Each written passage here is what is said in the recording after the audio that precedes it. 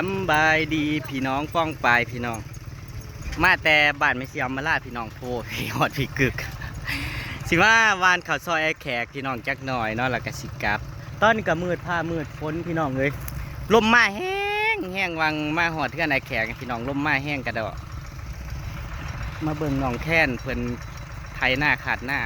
ก่อนพี่น้องไปเมื่อวานเขาซอยเพิ่นฮะให้เฮ้าหันนะคือยุ แค้นเบิ้ลให้เบิ้งในเด้อ เก่งได้พี่น้องไทยหน้าซอยพอซอยแม่ได้แล้วพี่น้องไปผุนทั้งผุนกะวานพี่น้องปีนี้ตกมาปีนี้แหงพี่น้องจากบางคนก็เคยดำกะวานพี่น้องเขากะวานนะวานเขาตามยุคตามสมัยพี่น้อง ผู้คาดกับคาดผู้ว่านกับว่านพี่น้องผู้ไทยกับไทยพุ่น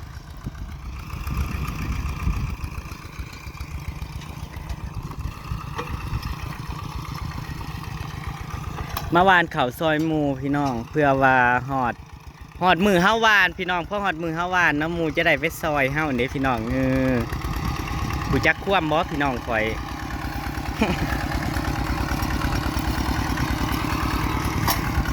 ส่วนซุ้มข่อยนะพี่น้องล่อนั่งออกมาพุ่นละพี่น้องเอากระจังสิมาวานนะพี่น้องเนาะ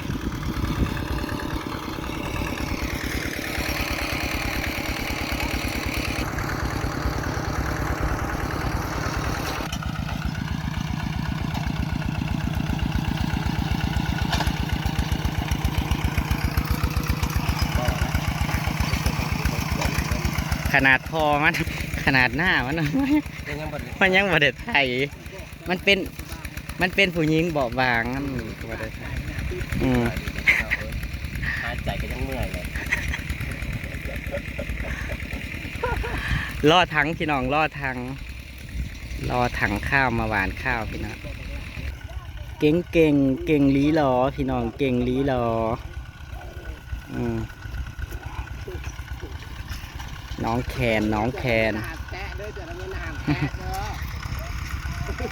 ไปแล้วฝุ่นผู้ชาย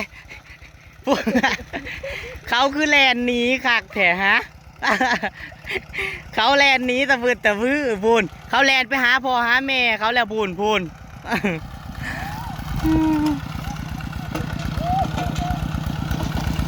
ไทยหน้ากะเกงวานเข่ากะเกงหาเงินขายไอติมกะเกงรับสมัครลูกไทยไอแขกผุนกับวานมาทั้งผุนพี่น้องทั้งผุนวานทั้งผุนหาวานแล้วแหละอ๋อผุนพี่น้องทั้งเกตผุนวานมองเลยพี่น้องทีว่านก่อนทีซุ้มข่อยมาสื่อหน่อไม้นะพี่น้องในสวนตัวนั้นนะหน่อไม้หลายพี่น้องมันกำลังออกเต็มหมดเลย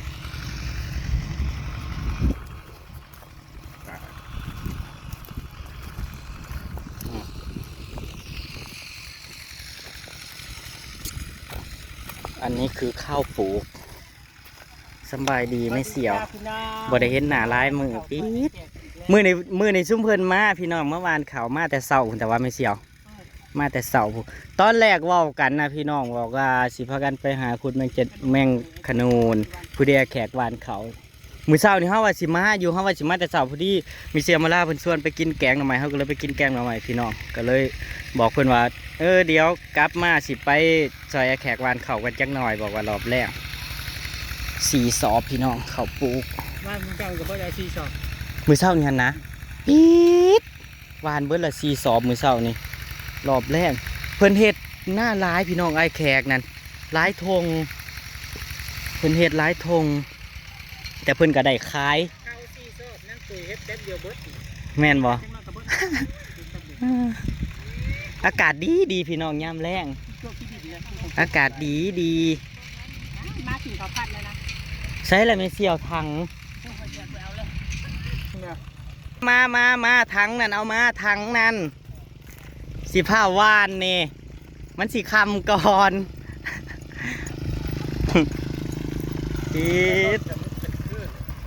สบายดีพี่น้อง โดยหาทั้งอยู่นี่นะ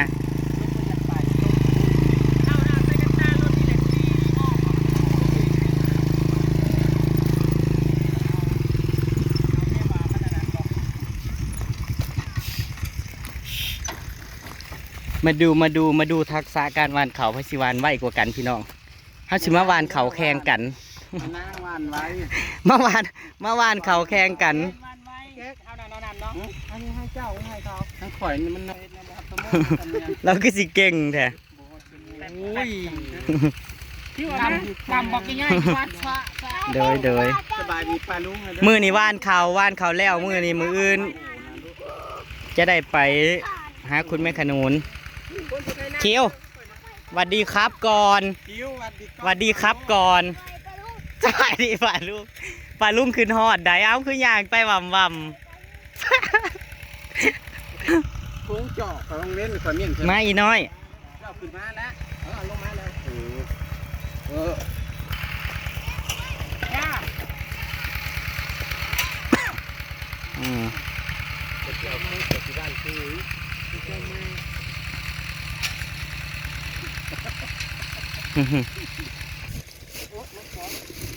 มาพี่น้องจ้ามาว่านนี่แหละพี่น้องเอ้ยซี่กระสอบมือเศร้านี่ว่าจะกระสอบไปแขก ที่เจ้านี่ก็เบิดที่ บัดซี่ อันนี้สิบุเบิดไลฟ์พนันรักตายบุมีที่จะให้น้านี่เอาลงมาเพื่อไว้ให้ให้มันบ่ ไม่พายให้มัน หรือหวาบ้านแข่งกันหวา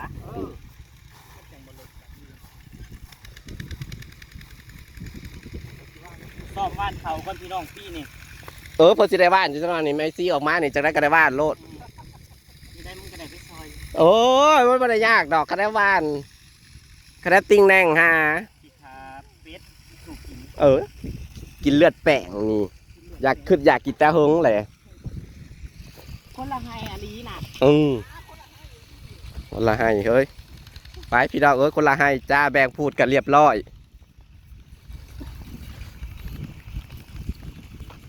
เอาละเด้อว่าที่ห่างแล้วสุดแต่ผู้วานเด้อบ่อที่เฮ้ยเอาเสียงห่าง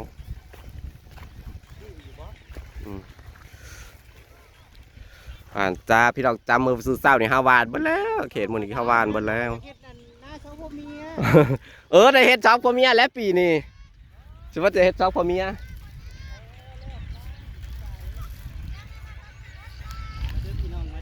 จ้าบ้านเฮยบ้านซ่อมไว้ได้ตัวกระสิได้บ้านอยู่แล้วจังน้อยนี่แหละพี่เราถ่ายเมซี่ออกมาก่อนจะได้กระได้ปุ๊บปั๊บรถเมซี่ออกมานี่เมซี่อยู่2 อาทิตย์นะจ๊ะรอเมซี่ตอนนี้นะจ้ารอเมซี่ออกมาก่อนจ้าเมซี่กับเบิกกับค่ายแน่แล้วพี่น้องหน้าตาสดใสแล้วเบิกจะได้คลิปก็ได้ผ่านไปจ้าคนละให้พี่น้องจ้าพูดเด้อให้ผู้ใดบอกออกนั่น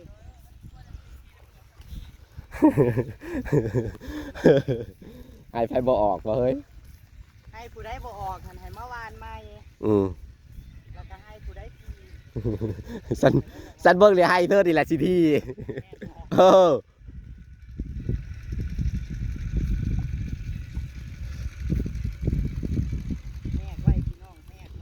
แหกไว้จ้าจ้า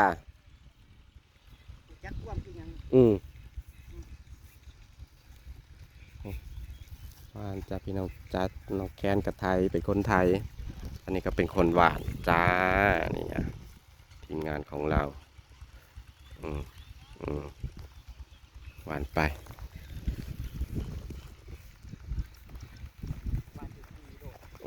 มันสิบ่ซ้ำกะบ่เฮ้ยแล้วก็ได้ตัวโมเมนต์หน้าหัวสันนอนบ้านอะไรไหมเฮ้ยกระดานนะได้พี่น้อง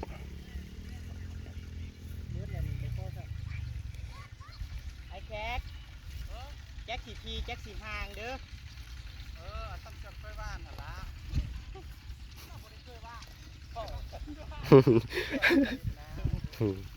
เปิดหักกับบ้านปีแรกปีกายนี่ปีนี้ปีที่2ได้เนาะเฮ้ยปีที่2เนาะปีที่2พี่น้องหวานข้าว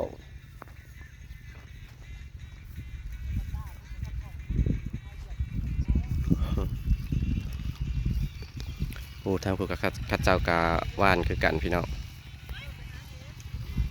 มีแต่ซุ่มว่านจ้าหน้าปีกะว่านครึ่งหนึ่งดำครึ่งหนึ่งจ้าปีนี้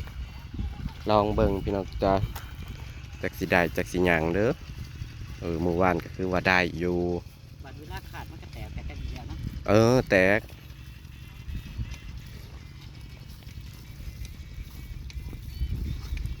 ออกมา แล้วเขาเจ๋ให้หน้าเขาคือขาดถ้าเขาก้นก็เนาะ ข้าวก้นมั้ง อย่าบอกนะสิหาโจกมาให้คน บ่เด้อบ่เด้อ เจ้าอย่าแล่นหลายคิวเจ้าสิมือไอ เฮ้ยอย่าลุงนวลกินห้ อย่าลุงนวล ำ กินห้ อยากกินห้ำเมื่อเดิม ำอยากกินห้ำเมื่อเดิม เออ โอ้ย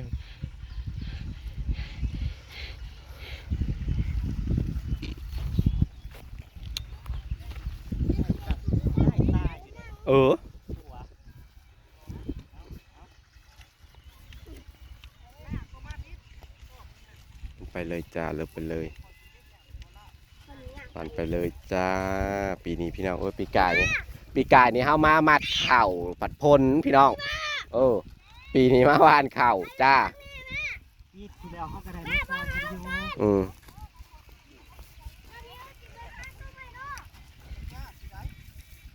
ไปหอบอยู่เลยที่นั่น ใช่อีกวันรุ่นวันนานแต่ก็แล้วจากพี่น้องต้องเพิ่นนี่ก็ได้น่าสิบ่แล้วดอกพี่น้องมื้อนี้นะอาจจะมื้ออื่นอาจจะแล้วอยู่พรุ่งนี้น่าจะเสร็จจ้าแต่ว่าวันนี้นะไม่เสร็จดอกเพราะว่ามื้อเช้านี่พี่น้องมันแดดแห้งมื้อเช้านี่แดดแห้งถ้าเฮาได้ว่านมื้อเช้านี่กัดสิแล้วอยู่เด้อพี่น้องโอ้ยเนาะแต่ว่าแดดลีลอมื้อเช้านี่โอ้ยบ่แม่นซ่อมอยู่นั่นโลก ได้งามเลยมันค่อยว่านเด้อ เจ้าก็คืออยู่ได้เนาะเฮ้ยตัววาดข่าวนี่ก็แล้วน้ำเคยเห็นนาอยู่บ่เฮ้ย ฉันเฮ็ดแค่น้อยจนใหญ่ โอ้เนาะเฮ้ยคืออยู่ได้ เนาะ เนาะ ให้ใหญ่ฉันให้เดียวนะทานว่านเบิดตัวนั้น ขันละทีโพดเนาะเฮ้ยคือกะนะคะเสร็จสิ้นจ้ะหายนี้ของลีโอนะจ๊ะจื่อไว้นะคะสิออกด้วยสิยังกะสุดแต่เด้อสุดแต่เด้อ มันออกร้ายกันออกร้ายก็ดีกว่าบ่ออกบ่ออกก็จะมาสั่งมันมั่ว พี่น้องเนาะประกาศรถไทยมาปั่นพี่น้องนั่นรถไทยเนาะพอเอารถไทยก็จะมาปั่นอันนี้ก็มีแต่สีไทยทั้งกลางอะไรกับทั้งข่างมันเอาซื่อๆพี่น้องเอ้ยเนาะ3ไปจะได้เฮ้ยอยากขอบอยู่บ่ หอบอยู่ ให้หนึ่งพี่น้องเอ้ยคือว่าอยากขอบอยากขอบอยู่โอ้บ่เบิดดอกเนาะพี่น้องเอ้ย ไปพี่น้องไปเบิ่ง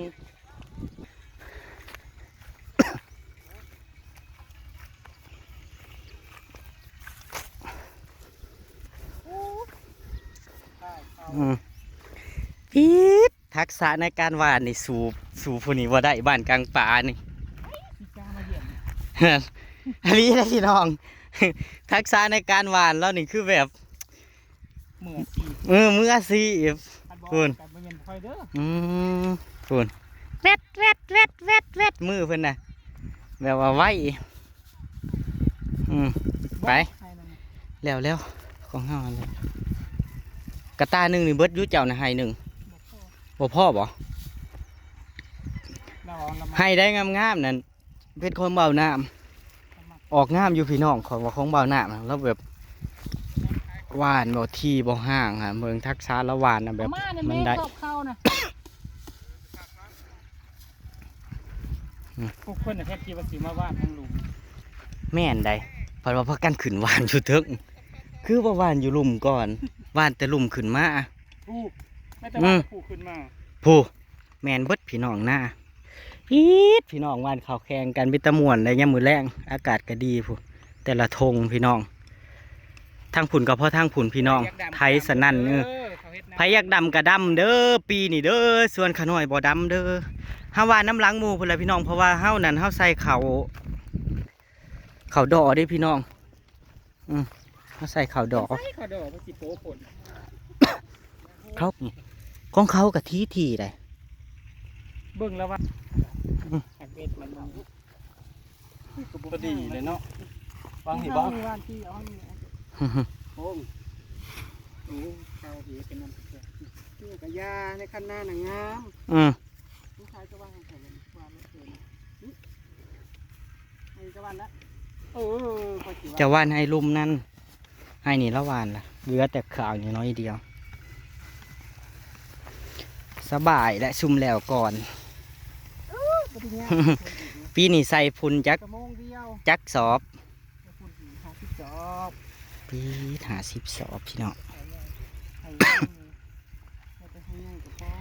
ซุ่มเบาอาดเบายังกันแล้วเว้ยเลยแต่ว่า พาไปซอยฉันตอนเกี่ยวนะจ๊ะ ว่าสิไปอยู่ได้มือนั่นนะมันค้าอะมือซุ่มจะว่านนั่นก็เลยบ่ได้ไป พาอย่างอยากจะออกไปอยู่ เฮาว่าสิไปอลีแต่ ออกไปอยู่ เฮาไปใส่ว่ามือนะ หามาแล้วเหรอ เฮาว่าสิไปอยู่มือนะ ฉันก็เลยส่งไปว่า ล่อเกี่ยว มากระยาอีน้อยกูแล้ว ตอนเกี่ยวบ่ได้ซอยว่านกับเกี่ยวเฮาก็ได้ซอยบ่ได้ซอยเกี่ยวเฮาก็ไปซอยมัดคือเก่าแหละพี่น้องแต่ละปีนั่นแหละซอยกันพี่น้องนู่นนี่นั่น เอ้า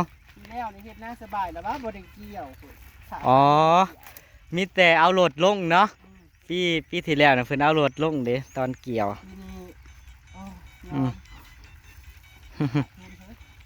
แม่นบ่เกี่ยวเอาเองซะเนาะ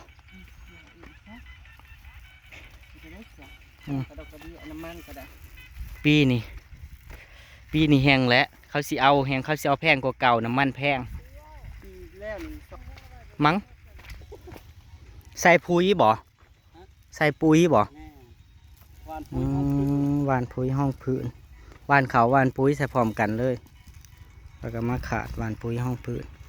ปกติเราฉีห้องพื้นก่อนยังหวานเขาใส่เนาะ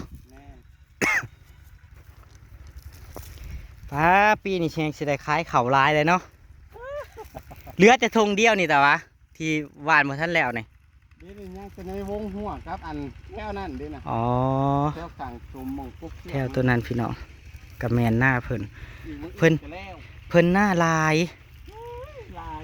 มืออื่นเศร้าเขาสิมาซอยแต่เศร้าอยู่โดยขันมากับมาทางไปกับบ่มาขันบ่มีกับมาเหรียญแจ็คสิไปใส่ผมมีทางไปดอกมืออื่นนั่นสิมาวานซอยขนุนกับวันซินเนาะมาวานเข่าเลยแหละเนาะเพื่อว่ามือหนึ่งวันหนึ่งตกถูกได้ยากหมู่ก็ยังคิดเห็นเด้วานเข่าซอยอยู่มันบ่ตกถูกเนี่ยมันจะสิรวยสาธุอยากถือเลขเด้ไม่บอกได้เด้อนี่จะปลูกไปนั่งมอแล้วสิว่าหอยทั้งมาทิ้งก็ได้ป้ามืออื่นห้วยไทยได้แขกมืออื่นห้วยไทยมืออื่นที่16ข่อยสิยุดบ้านเขาก็บ่ได้สาธุอ๋อข่อยสิไปแม่นบ่แล้วไผใส่สิวานเต้าให้น้องแค้นไทยไว้สิซื้อก็ได้อ๋อเจ้าบ่ได้วานแล้วเนาะคันแล้วมื้อนี้น่ะชุดแท้มืออื่นแท้เดียวกับในเพราะว่ามืออื่นห้วยไทยเด้แม่นก็ลืมคิดว่ามื้ออื่นเลขไทยไทยข่อยสิไปซ้ายหัวไปพี่น้องลาพระจากพี่น้องตามคลิปหนาเด้อพี่น้องเด้อไปแล้วพี่น้องสวัสดีครับผมมาวันเขาซอยแขกอากาศดีๆที่มันบ่แดดพี่น้องตอนเช้าตอนเช้าเขาเบิ่งคลิปชุ่มเพลินอยู่ตอนแรกมันบ่แดดพี่น้องดีได้วานเขามันก็สีม่วนมันบ่แดดพุ่นพี่น้องขึ้นฟ้าขึ้นฝนเขาก็สิบ่ได้กลับค่ำเนาะพี่น้องเพราะว่าเป็ดไก่เนาะไปแล้วพี่น้องสวัสดีครับผมฝากดูโฆษณาเด้อพี่น้องเด้อดูโฆษณาคอยได้ไลน์นะพี่น้อง